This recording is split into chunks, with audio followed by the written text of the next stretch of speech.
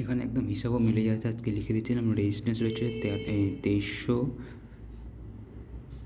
Sorry, resistance রয়েছে 23,150, 100তে support রয়েছে 800, 2200, 800 বা 2300তে। ওকে, ওয়াই যে হচ্ছে 23,000 থেকে একটা লো রয়েছে, এখান থেকে নিচে আসতে পারে 800 পর্যন্ত, তারপর নিচে আসতে পারে।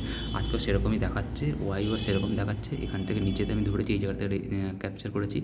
এখানে 23,000-এর রেজিস্ট্যান্স রয়েছে, আর তারপরে এখানে 800 থেকে কম রেজিস্ট্যান্স রয়েছে। যদি এখান থেকে ক্লিয়ার করে, এখানে 23,000 খুব বেশি রেজিস্ট্যান্স রয়েছে, 100তেও রয়েছে, 150তেও রয়েছে, 200তেও রয়েছে।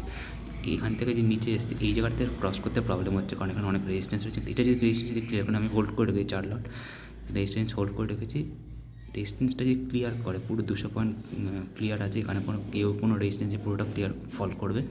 আর এখানে আমি বাই করেছি 132-এ, এখানে 156-57 চলছে। ওকে, একদম প্ল্যান অনুযায়ী কাজ করেছে।